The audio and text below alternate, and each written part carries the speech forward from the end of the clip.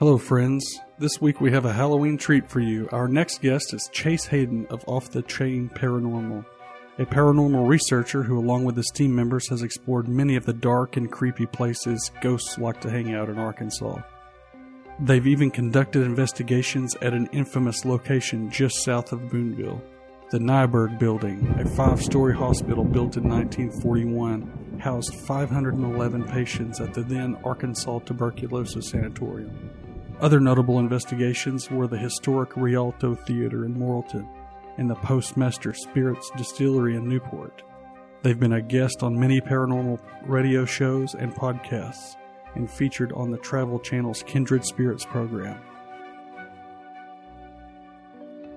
We have caught shadow people. We have caught certain entities from like about the waist up to knees up. We've caught voices. I've caught something growling at me. We've had team members scratch. The Local Insider Show is brought to you in part by My Patriot Supply. You don't need to live in the heart of a hurricane zone or along an active fault line to be serious about emergency preparedness. If we've learned anything from both historical and recent events, crises can come in all shapes and sizes, and they can come at any time, even overnight.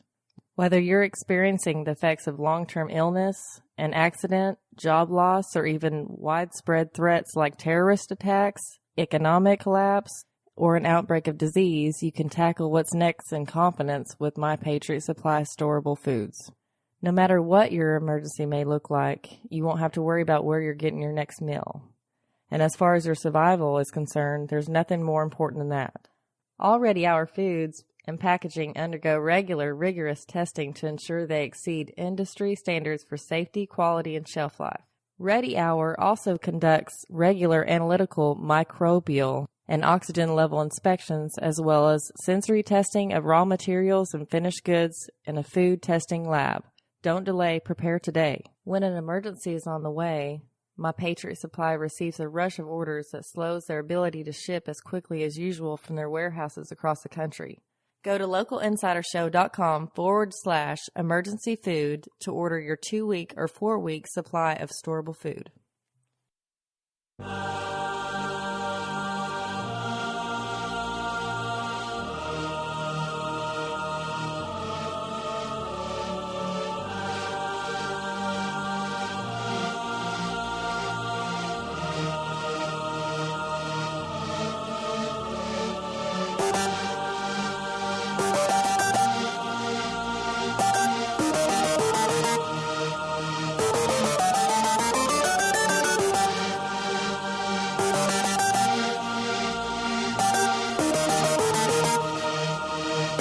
Welcome to the Local Insider Podcast, a show about everyday people who make a big difference.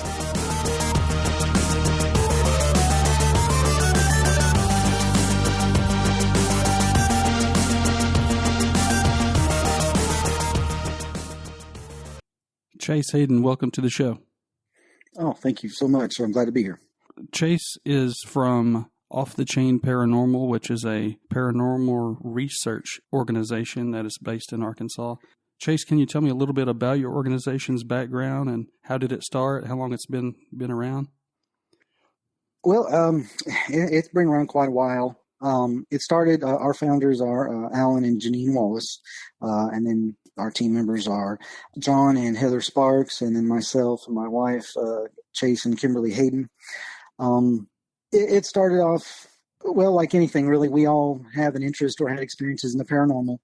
And one thing through another, Alan and Janine formed their team, and then they reached out and started gathering team members. And through friendships and so forth, work relationships, we all met and shared our experiences and kind of our passion for investigating and finding out, what these things that we'd experienced and other people have experienced are, and kind of what some of the truth is behind it. And we just kind of formed together, and from there, we just really clicked, and we're always bouncing ideas off of one another and trying new things, trying to do different things, keeping an open mind. And so we all gel pretty well, and that's kind of how we came about. Just mostly we all just kind of happened to run into each other in one form or another. So you are one of the founding members. Is that correct?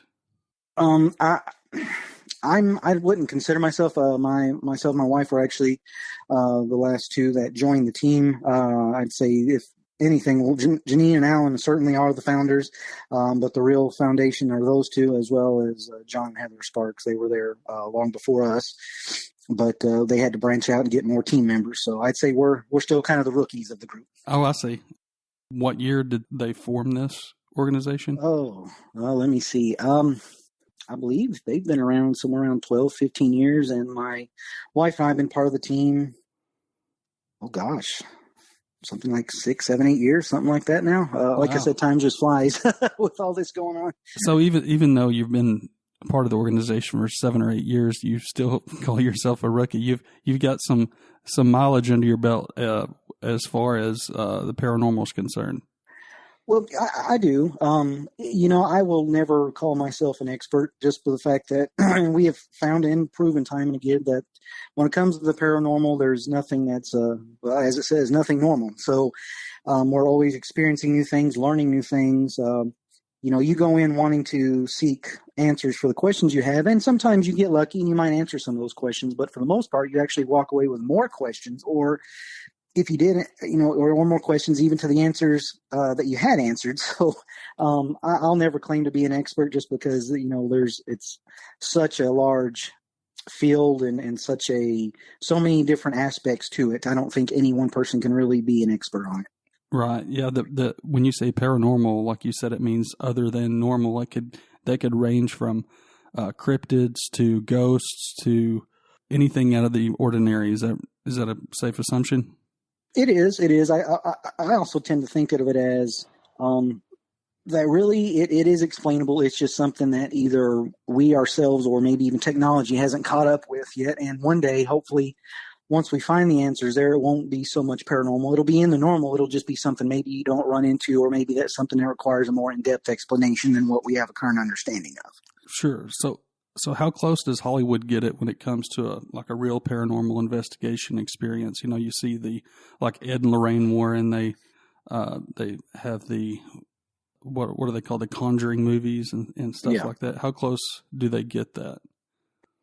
Well, like you said, Hollywood, a lot of stuff is made up and it is unfortunately skewed to get the numbers or the ratings or whatever it is that they're after.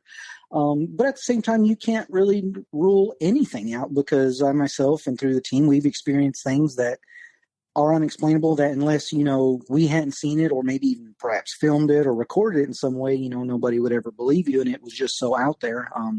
Kind of the old saying, truth is stranger than fiction. Mm-hmm. So I think maybe to a small degree, pretty small, but they may get some things right, but there's other stuff that for the most part, it's pretty far out there. Right.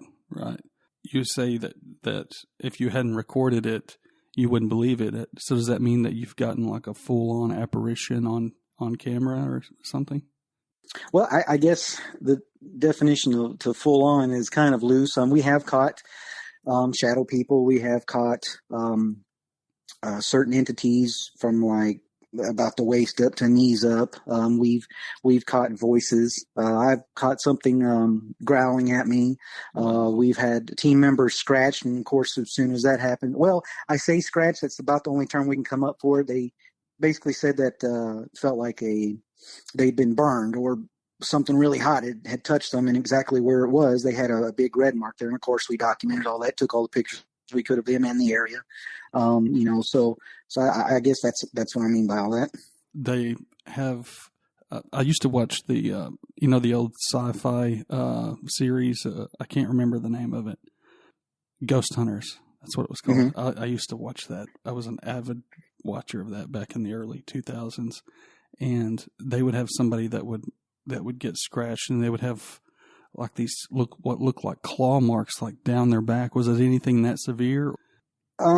We have not had anything that severe yet. We're in talks with different locations where they claim that things like that have happened to people that have visited, or even other paranormal groups.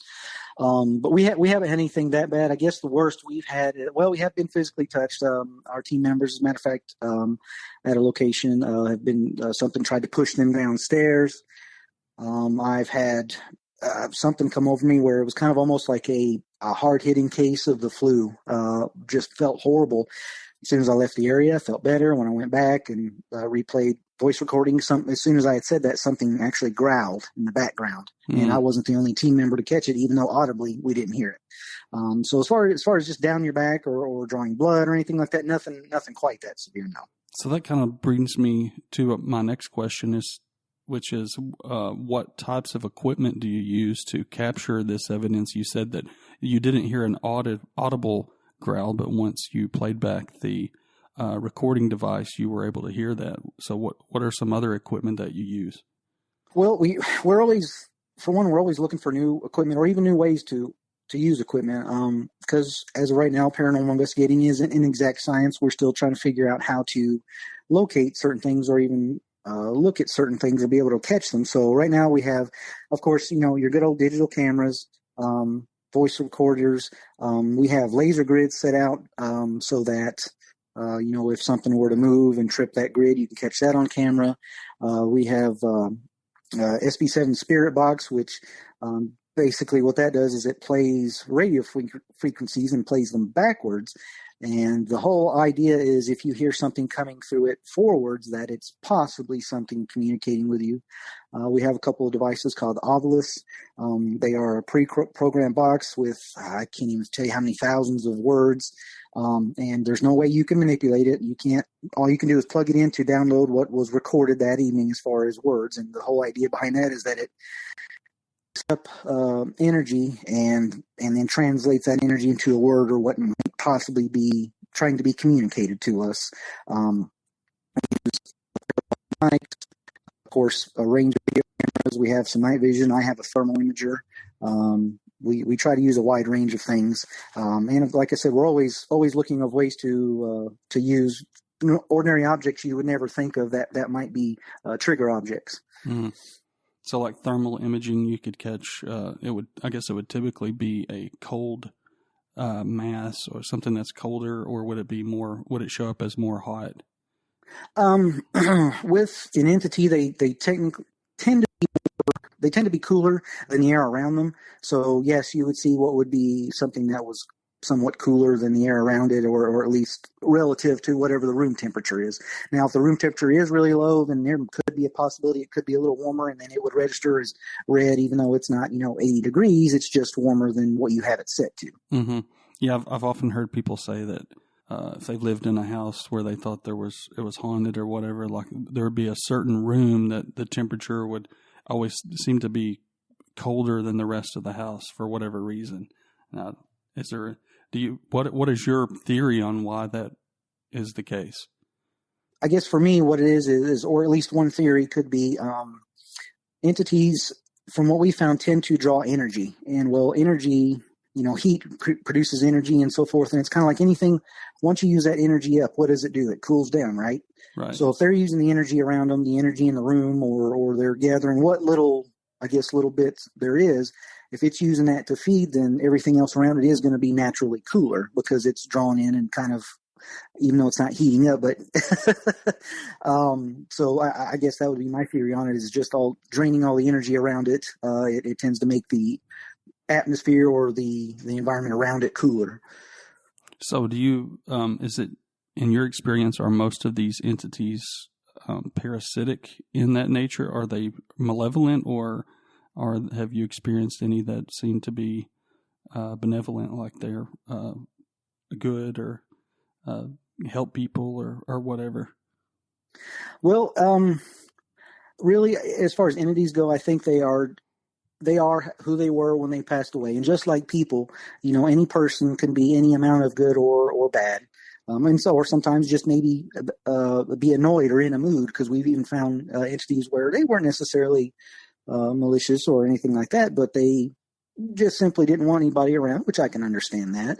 So I think it's just, like I said, just like when they were living, they can be any amount of good or bad. Now, we have had instances where, yeah, there were some that was bad. It was bad. Either you felt it, there was just the atmosphere you could almost cut with a knife, the energy in the room. Then there's others, I guess, as far as good. I mean, I wouldn't say they went out of their way to be good, but they didn't mean any harm, and they were more playful or just more curious. Mm-hmm. My personal experience, well, I don't really have any experience, but from my standpoint, some people look at snakes and they call them nope ropes, and they're like, the only good snake is a dead snake. I don't subscribe to that philosophy of, with snakes, but anything on the paranormal aspect, I'm like, nope. It's, I'm not going to trust it. If something were to happen, I'd be out like a scout on a new route, man. I'm out of there. So, I'm a big chicken, I guess, when it comes to that kind of stuff. But it does fascinate me, and it's very intriguing, and it's neat, especially when it comes to, in your own backyard. So, what are some investigations that you guys have done in our neck of the woods here and around Logan County?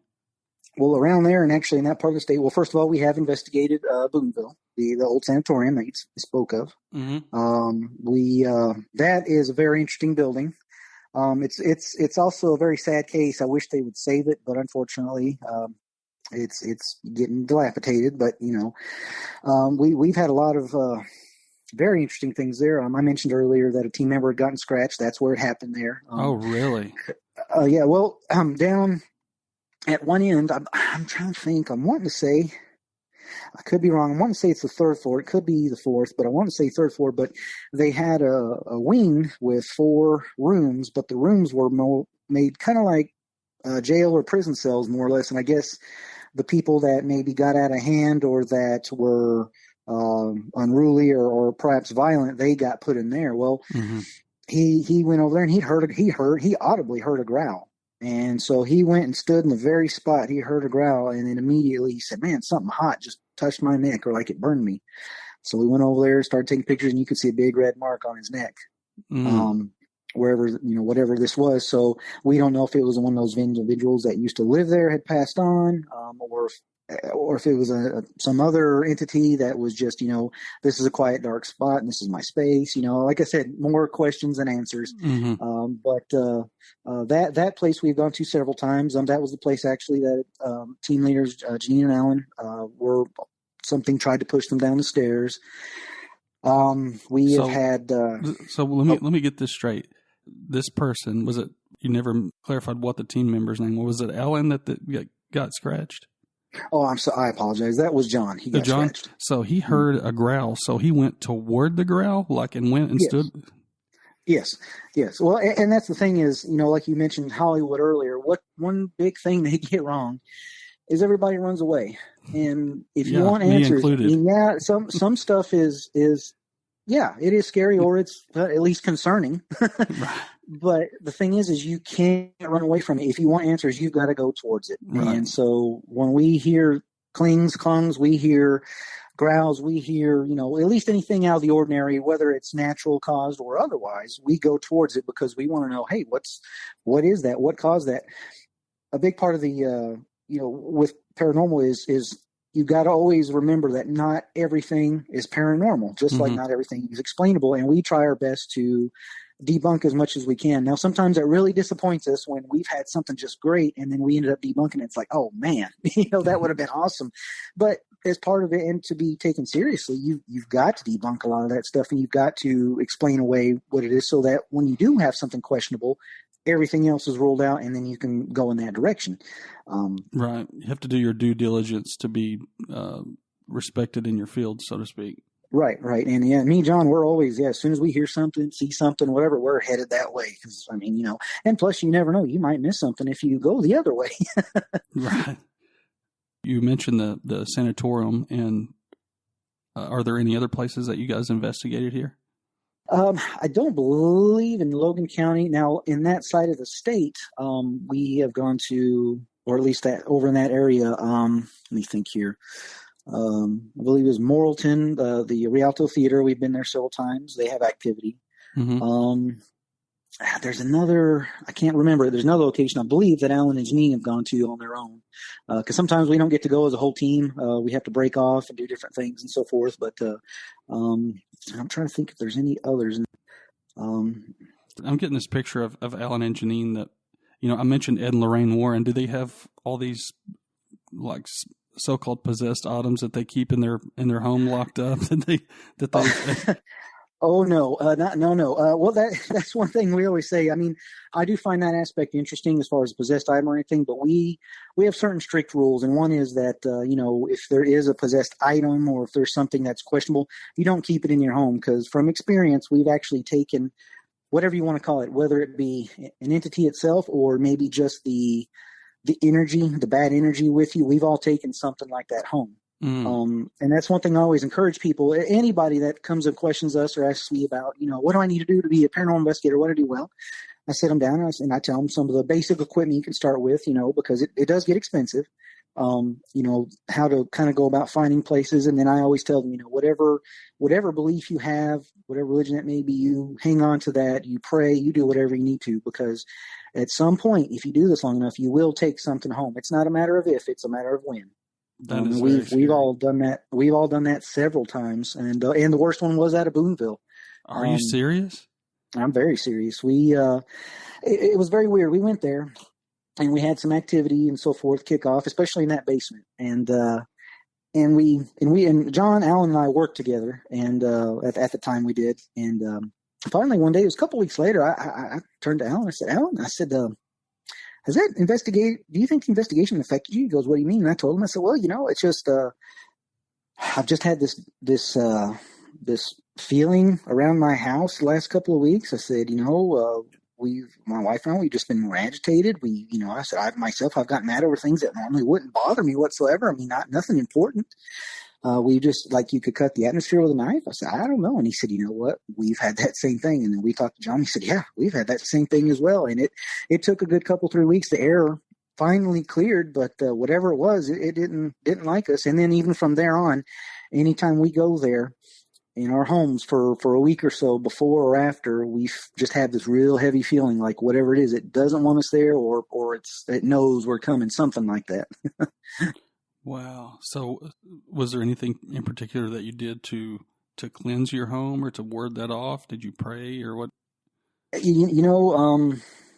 We prayed about it and so forth, and just kind of hung on to the belief that, whatever this is, it'll pass. And, nothing tried to hurt us whatsoever. Nothing. It was just more of a feeling like, hey, I'm angry, or hey, I'm annoyed, whatever the case may be. Mm-hmm. So we just kind of hung on to that, and I think that's pretty much what the others did.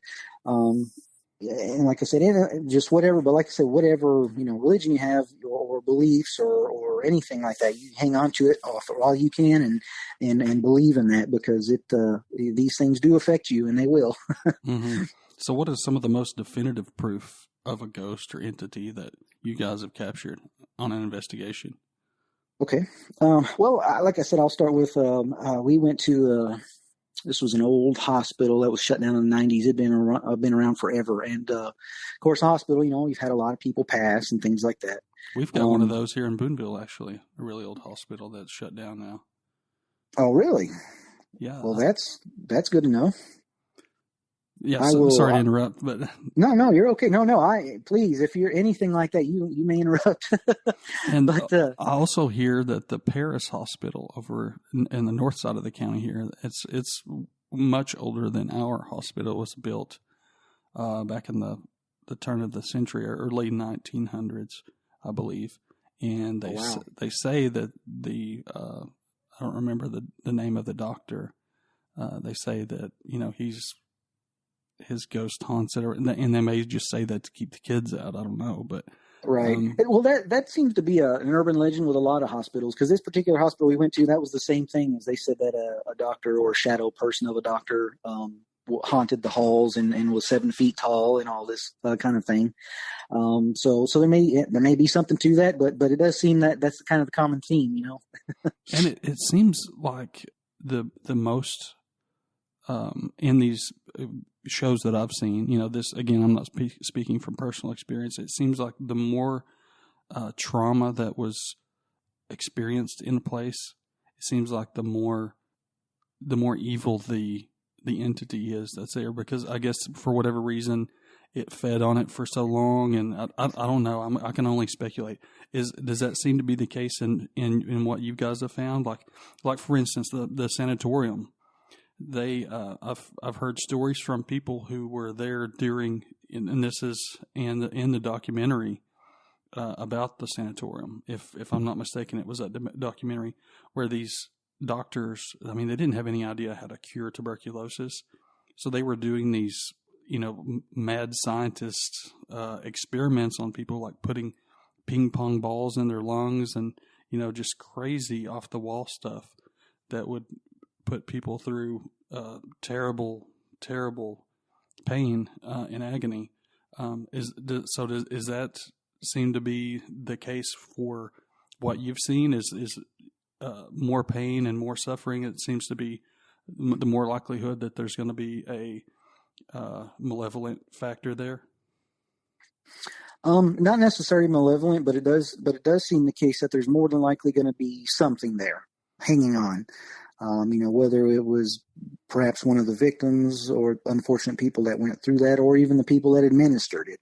If it was one of the people that administered it there, then yeah, you could probably say there's more bad there than good. But a lot of the time, you seem to experience a lot of sadness and a lot of you just kind of yourself feel grief for these poor people. And the interesting thing about that is what we try to do is, it's always good to know the history and a little bit of background about the area. But when we first start out, we try not to know a whole lot, just because if you go in there with a certain mindset, then your mind tends to tell you this is what it is, or this is what's going on. Whereas if you kind of go in blind and then you come out later saying, well, gosh, I kept hearing a voice say this voice. And then you look it up. Well, this voice was of or somebody who passed here or whatever, or if you had certain experiences or certain things you felt there, then later on you look into that and it's like, oh wow, this was this and this was that, and you kind of make connections and correlations with that stuff.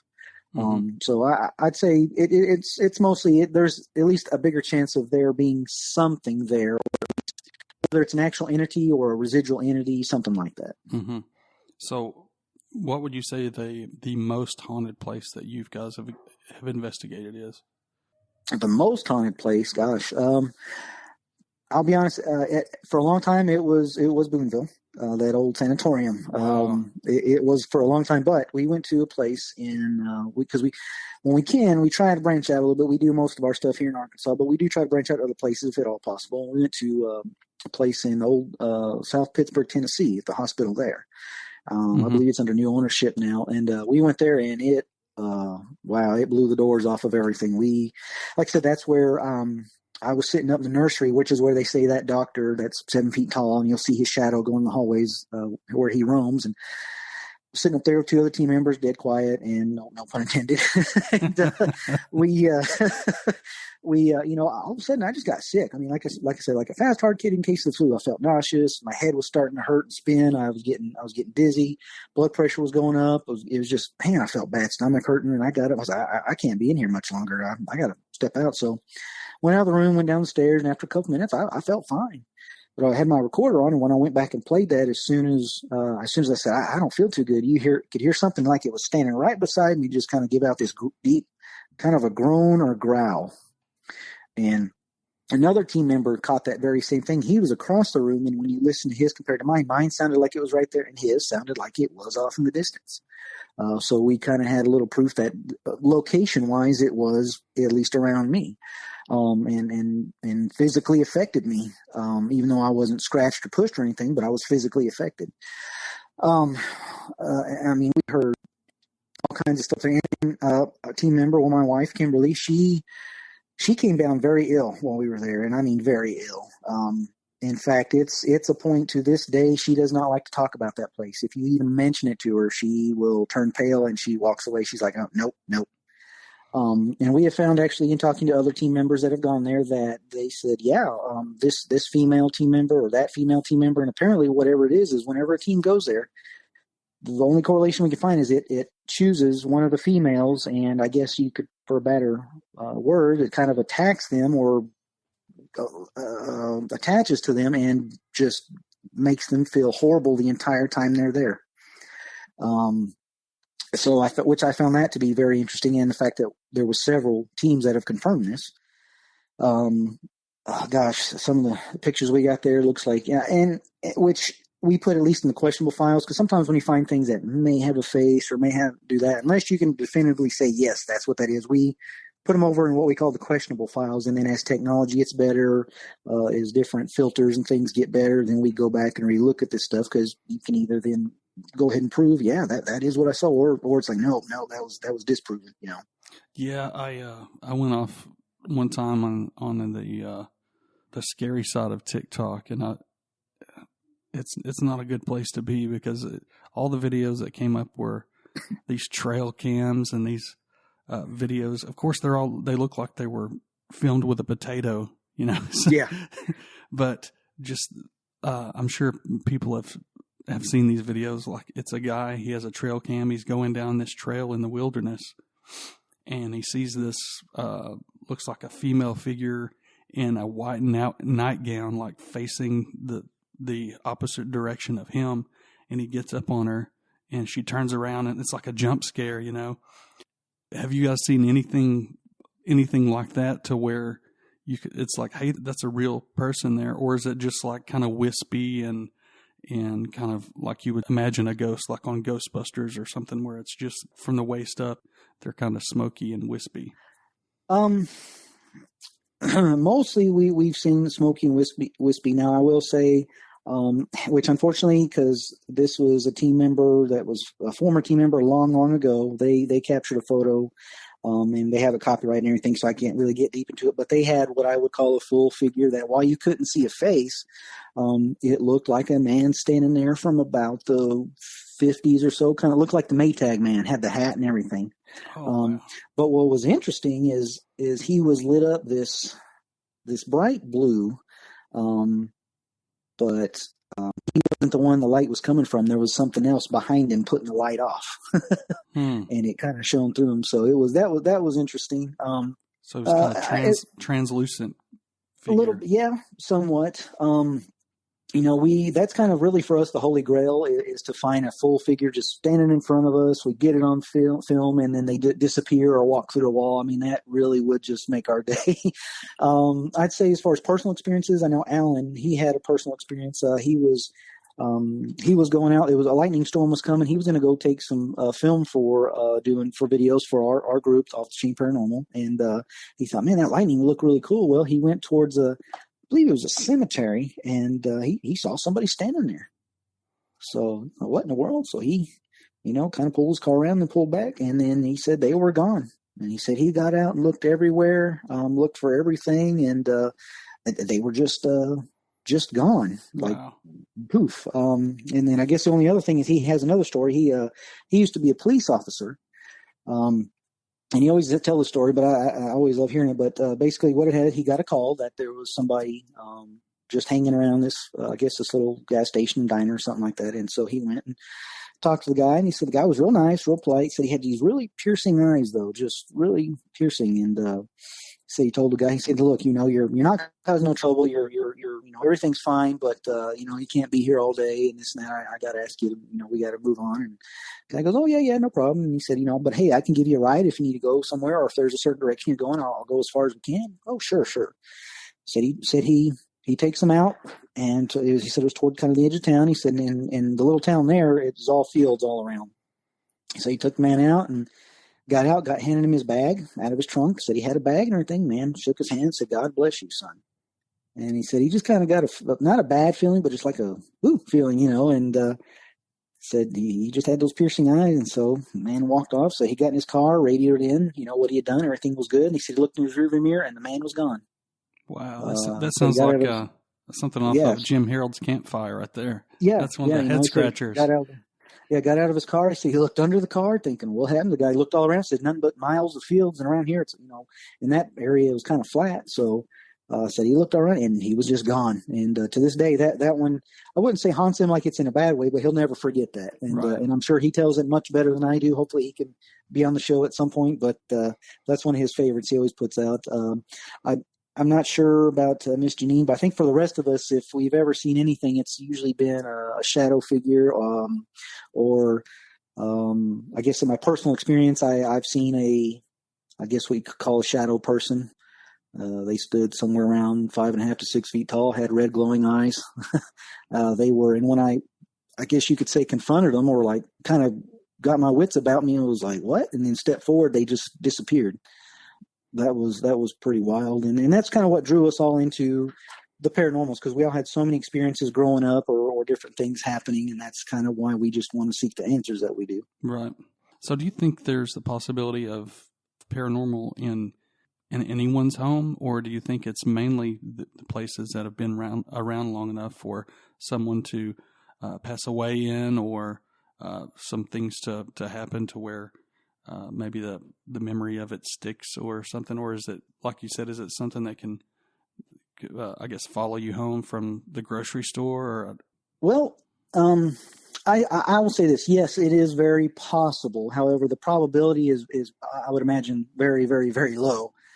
And the thing is when you look at paranormal, you've got to look at the broad spectrum when you're answering that question, because, for some people, we have found that it wasn't really what you'd call an entity. Like, there did seem to be some sort of haunting in the home, but what we found, it was actually that person. And because they were holding on to the memory of loved ones that have passed on so hard, that we think maybe even through themselves, they were kind of, manifesting something. It doesn't mean it wasn't real or anything like that. It was just they were either keeping them, the entity there, by holding on to them, or in of themselves. And I don't want to say in their own mind, but in a way they were kind of, everything was happening because they were just so holding on to that. Yep. And then there's others, and which a lot of people don't think about, is you talked earlier about attachments to items and so forth. Well, what do we have these days that is so prevalent now? You've got auction sites, you've got eBay, you've got flea markets and garage sales. Well, how many of those old items and antiques out there do people collect? Do you think maybe have an attachment to them? That scares me. Whether it's an urn, an old picture, somebody's favorite cigar ashtray, or an old car, or, something like that. And just think of all these people that love collecting that stuff, and they bring it to their home.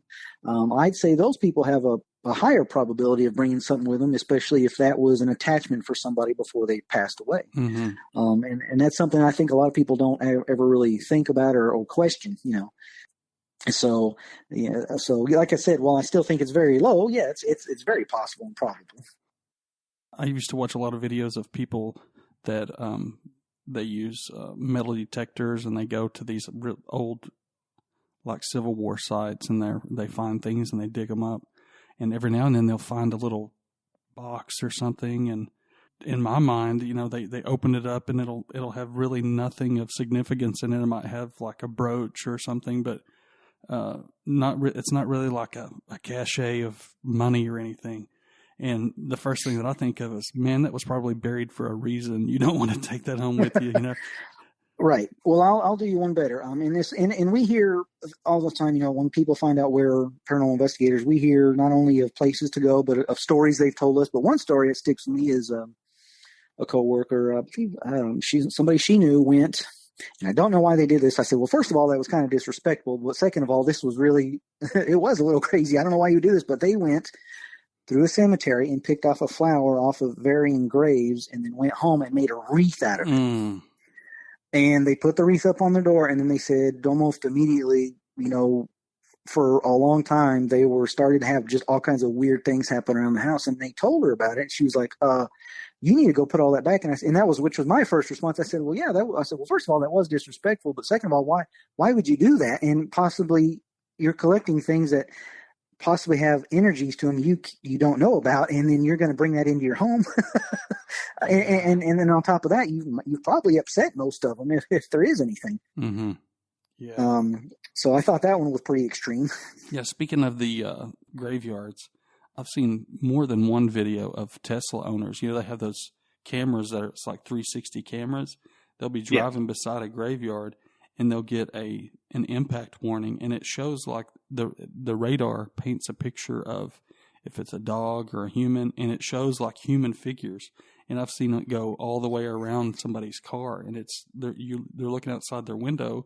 It's dark or whatever, but there's no one there. But on their radar, they can see like a person circling their car.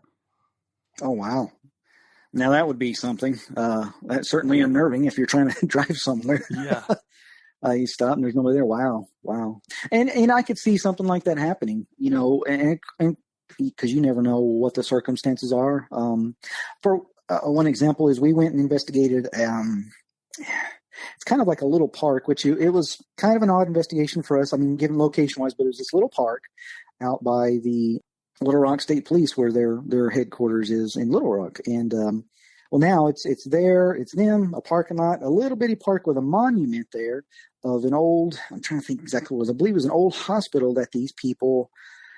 Basically was a burial site for them. Well, these people were not treated very well at all. Like you said earlier, they were just mistreated. Different barbaric things were done to them and so forth. And what had happened was they had a mass grave originally of something like 5,000 people. Well, they just kind of dug all that up and then put them in this location and put a monument there. And they're not even sure that, one, that they got everybody, and two, that everything's matched. They think that everything's just kind of thrown in there, and now there's a highway built over it. Like if you drive by it, you'd never know.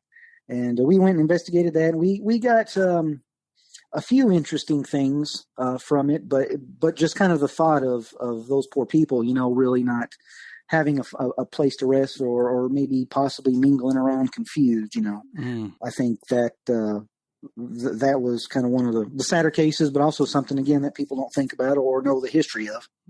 That brings to mind I'm telling my age here, but the movie Poltergeist from the 80s. That was kind of the same premise there. Yeah, basically. Yeah, I could see that. Yeah. They moved this Native American burial ground that this corporation came in, and it was an economic development. They said, "Oh, we need to build homes here, and this Native American burial ground's in the way. We'll move them." Yeah. And if you've seen Poltergeist, you see the. Yes, I'm there with you. I remember that movie. As I said, and before we started, this is going to be the Halloween episode for our show, and I wanted to ask you if there is anything to the legends of Halloween, like that being the veil is like thinner, or like there's more paranormal stuff that happens on Halloween. Is, in your experience, is that the case, or is that just all, again, Hollywood stuff?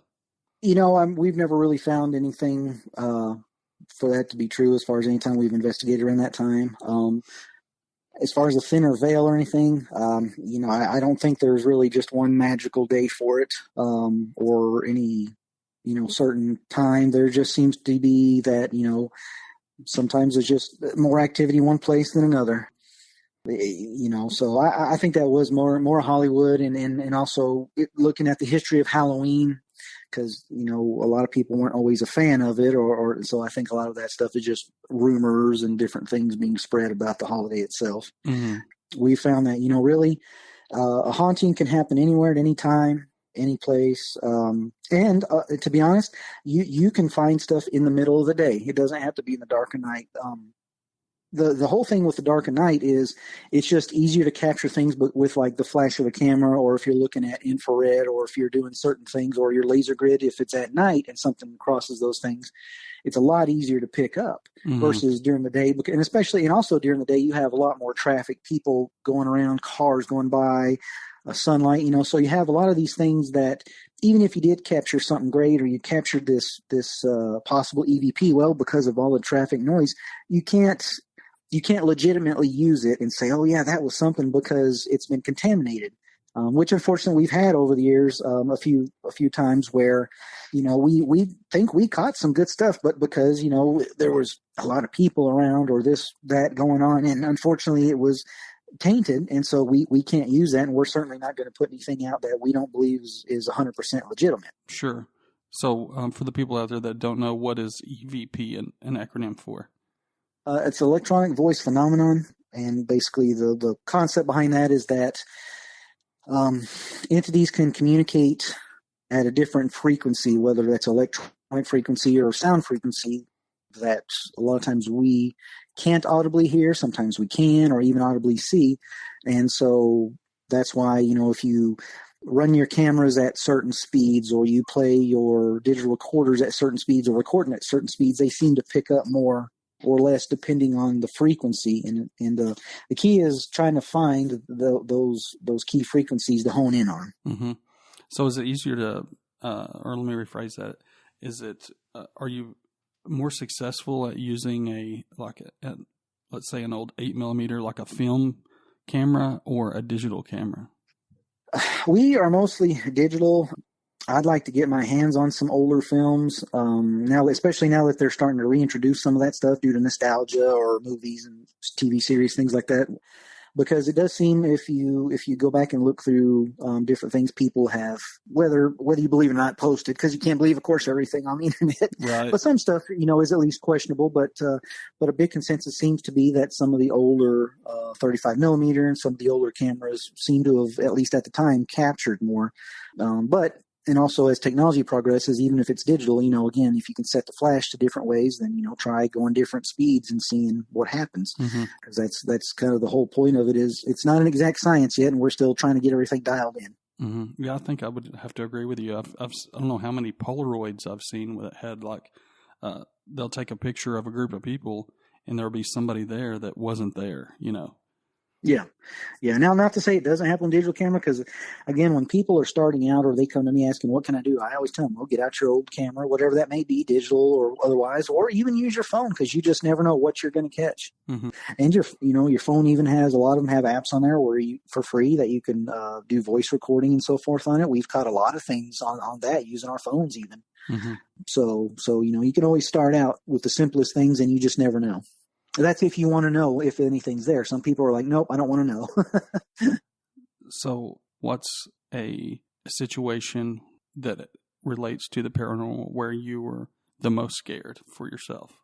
Well, and I know this sounds like, I'm tough and this and that. And to be honest, I've never just been absolutely frightened. Now, there's been a couple of times where, I felt pretty uneasy, or like a little hesitant to go, down that corridor or whatever, but absolutely scared.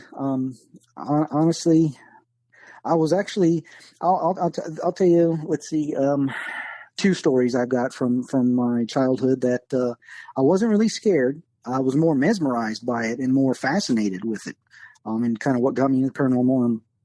So part of my background is I lived here in Arkansas for the last, I lived here between here and a couple of years in Tennessee. I've lived here about 20 years. I'm originally from Carlsbad, New Mexico, which is about 60 miles down the road from Roswell. Right. The Roswell crash. Everybody knows about that. Oh, yeah. Well, I was about 9 years old one time, and a friend of mine and I were playing in my room there, and it was kind of a big room. And what was weird is, and I remember this, is in that house, I always felt, as a kid, I always felt uneasy. My parents never said anything or mentioned anything, but I always just felt uneasy. And then there were times it sounded like somebody calling my name or whispering my name, and I'd go ask Mom or Daddy, hey, what'd you need? Or did you call me? They'd be like, no, hon, no, nothing. Oh, okay. And then there was finally one day we're in there playing. I forget what we were doing, but anyway. And all of a sudden, from under the door, this white light, and this was in the middle of the day, probably 2 p.m, this white light shot out from under the door and then came up and went across the room, went into my closet, and it went through clothes, and then it went through the metal bar, and it came back out. And when it did, it stopped in midair. And the best way I can describe it is it was a light, but also it was like, if you remember back in the day, before TV as it is now, everything internet, back when we had cable, and at midnight TV would go off and it was just static. Mm-hmm. That's what this thing looked like. It was just a big ball of static. And then suddenly it spun into a circle, and as it did that, it got smaller and smaller and smaller, and then disappeared. And when it disappeared, it actually made a tiny flash, like a star going out or something, just poof. And I was just like stunned more than anything. But it didn't scare me. It was just like, wow. I guess it scared my friend. He didn't say anything, but after that, he never came back to my house to play. So he pretty much stayed away. So I always kind of wondered why. And I guess it was years later I found out. I guess that did it. But there was that, and then there was another time. It was shortly before I moved this way. I was about 17, and I went out to the front yard, and my mom came out with me, and we're standing at the edge of the yard, and something caught the corner of my eye. And this was probably somewhere around, it was close to sunset, so probably somewhere between, it was in the fall, so 5 in the evening, something like that. And I don't know, I saw movement out of the corner of my eye, and I kind of turned and looked. And when I did, well, I saw this V formation of what looked like birds flying, and they were really, really low. And I was like, oh. But then as it got closer, they changed. Like they disappeared, and then this boomerang-shaped craft appeared. And it was jet black, and it was an odd number. It was either 7 or 9 round lights all along the front of it. And it came in, and I was like, whoa, look at that. And as soon as I did that, it like slowed right down almost to a standstill and then just slowly glided over. It never made a sound. There was no jet trail. Nothing. It was just like, and my mother saw it as well. And this was in New Mexico? Yeah. And it just kind of turned to the right, and it just faded off over the houses. And then I don't know where it went from there, and I would estimate it was at least the size of maybe a little bit bigger of a good, small, like personal jet or something like along those lines. And it was probably, a couple 100 to 250 feet off the ground. I mean, it was not far at all. Mm-hmm. So those two experiences, like I said, they didn't really scare me, but it was fascinating to me. And that really is what kicked me off into the paranormal.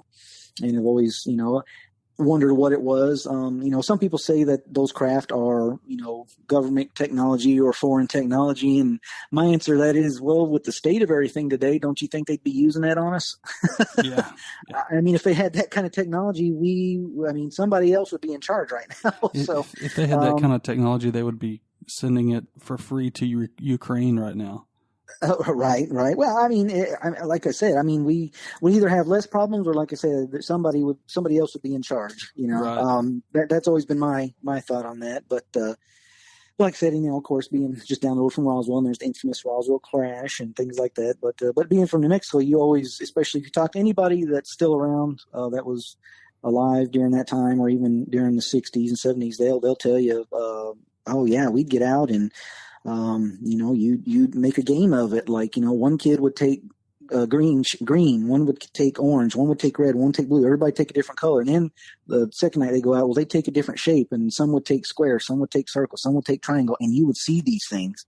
And then my father even talked about growing up around Alamogordo, Holloman Air Force Base. They'd scramble jets to chase these lights in the canyons, but the jets could never keep up, and the lights would pull up out of the canyons like no problem, and zigzag through them, So as far as, but also getting back to your question, as far as afraid, I didn't really like when we went to Old South Pits. I did not like feeling bad.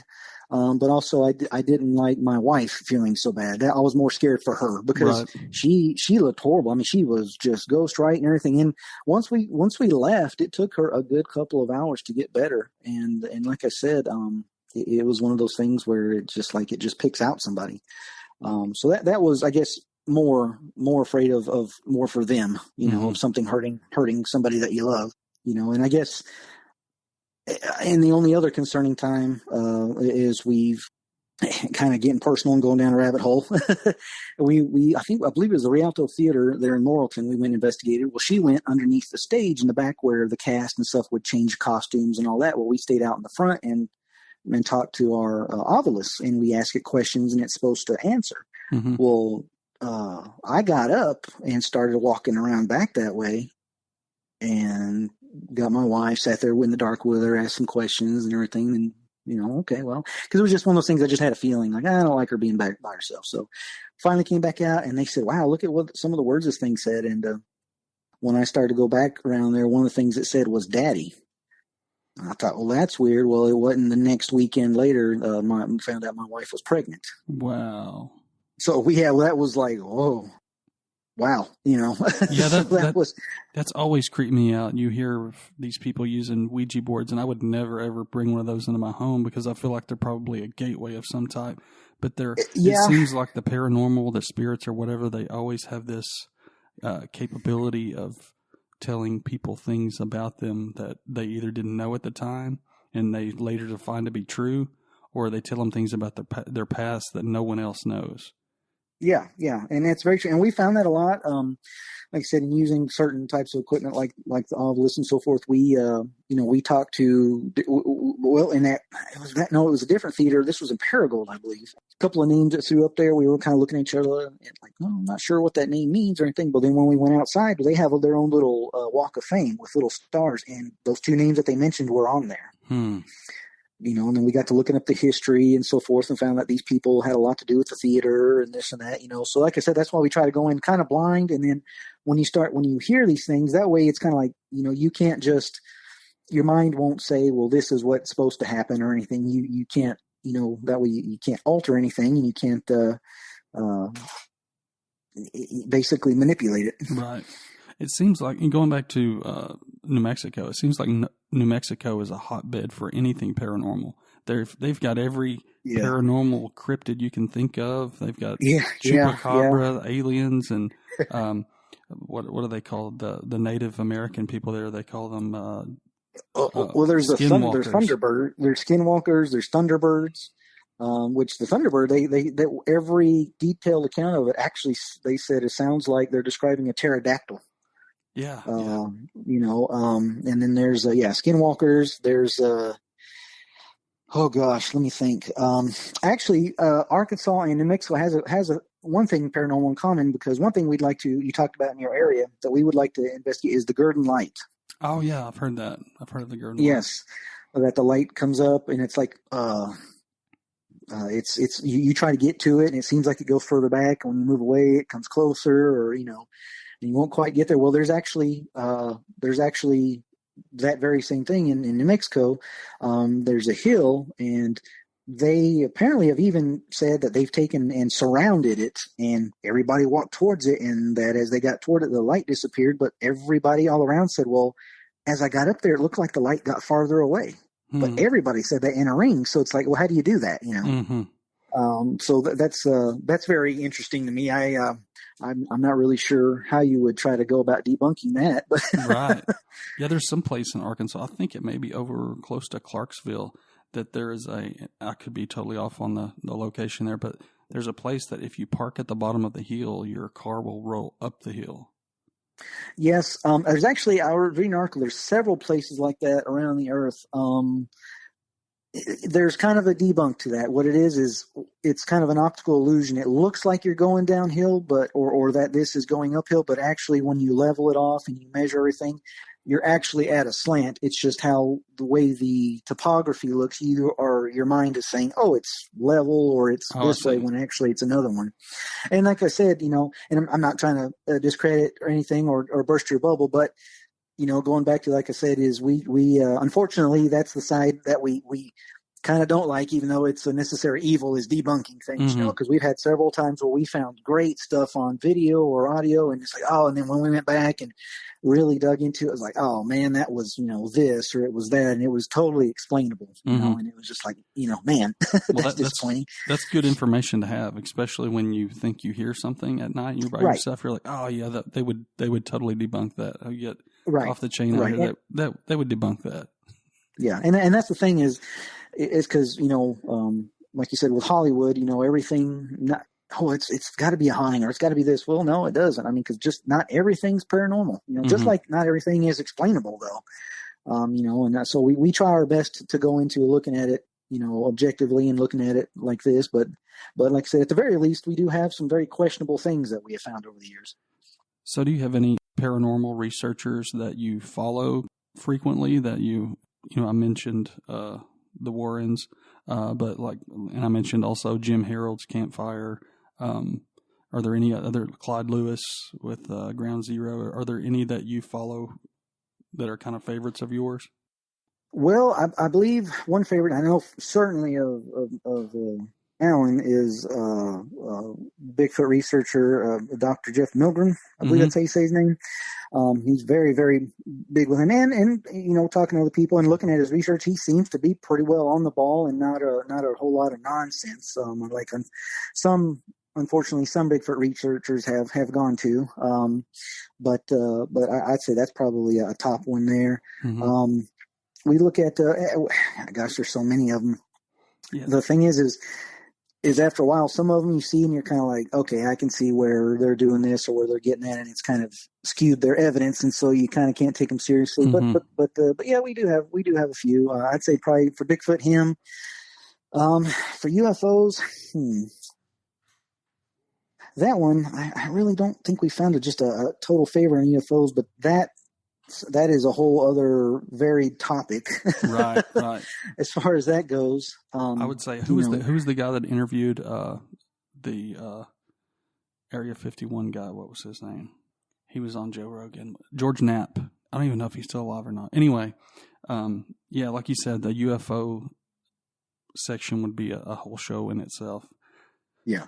And now as far as paranormal, I mean, or in general, or really ghosts, we try to follow pretty much everybody, because the whole thing is it's got to be a community, and unfortunately what happens, especially with some of these people that get a show, in which I'm not knocking them, if you can get a show, or you can, get funding to help you get better equipment and get into places nobody else can, more power to you. And I think that's great, because the whole goal, or what should be the whole goal, is that we basically find answers, and we make this a true science someday, and make it a real field that, people can maybe go to school for, or maybe, really get into and mm-hmm. research.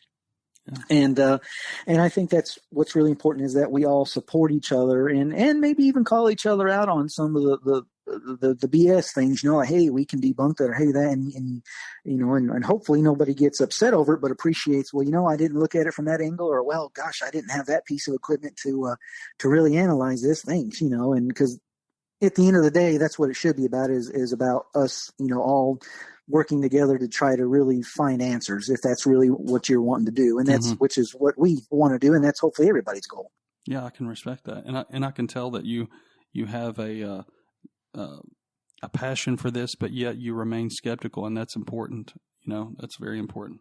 Yeah, well, and that's the thing, is you can't go into it. I mean, like, every time we go on a hunt, I'm super excited. I'm just pumped. We're ready to go, ready to roll. What are we going to find? Because that's part of it too, the thrill. But also, you do have to kind of step back and, like I said, look at it objectively, because you especially if you're around any kind of time, you want to build your credibility, because with more credibility, you're taken seriously, and also more people reach out to you. Like, hey, these people really know what they're doing. They're on the ball. I want them to come investigate this place or that place. And it might be, otherwise closed off to the public or closed off to investigators. And it's a real gem that, heck, might hold the key to what we're looking for, but because, they couldn't find somebody they thought was suited, we've missed out on it, Mm-hmm. Awesome. Well, Chase, I really, I could go on for another probably hour and a half, but I promised we could probably go on for days with it. But I want to be mindful of your time, and I promise you I wouldn't keep you. We're already over an hour here. So how can people get involved with your organization, or support your organization, or find your content that you're currently putting out? Well, they can look us up on Facebook at Off the Chain Paranormal. We also have some YouTube videos that we try to put together after our various hunts and so forth. And also I want to let people know that if you do reach out to us, one thing about us, we don't charge. Do please be patient, because while we are located here in Arkansas, we're kind of scattered. Like, my wife and I, we live in Jonesboro. Alan and his wife live in Cave City. Heather and John live in Bald Knob, so we have to really kind of take a little time to network up, Mm-hmm. But anybody that does reach out to us, whether it's a business, whether it's a home, or whatever the case may be, basically, here's the way we look at it: is we're going to go in there and be as respectful as we can. We're going to go in there and, if they have a certain set of rules, or maybe there's a certain part that's sectioned off we can't get to, okay. That's fine. We will respect that. We will leave the place as we left it. Whatever evidence we find, we will share with them. Now, if they give us permission, we may also put some on Facebook or a YouTube video or something like that. But if they say, no, I don't want this getting out, or no, I just want to, for myself, then we will respect that. Now, while we will keep the evidence for ourselves for investigative and research purposes, we will not share it with anybody or any entity, or sell it to anybody whatsoever. Mm-hmm. And if they want copies, or if they want evidence or things for themselves, we will be more than happy to help them out with that. And also encourage people that, no matter how far-fetched your story may sound, one, we're not going to come in there thinking you're crazy. We're going to keep an open mind, and we're going to do our best to help you. But two, just know that it may not be paranormal. It may be something totally normal, something totally mundane, and you need to, whatever feedback we give you, whether it is paranormal or we think it is, or this is a totally logical explanation, just ask that, please accept that. And then, or if you don't agree, you can get another team and have a second opinion. That's always, well within their right. But we try to be very respectful of people and help them out the best that we can. And in the process, hopefully find some answers. Sure. Perfect. Chase, I appreciate you coming on the show. Not a problem. Hey, we'd love to come back. And if we ever get back down to Booneville to investigate, would you be willing to come with us? Sure. Absolutely. Okay. Well, I'll let our team leader know that. We'll get your name down, and if we can ever get back down there, we'll give you a shout. Awesome. Thank you very much. Hey, no problem. You take care.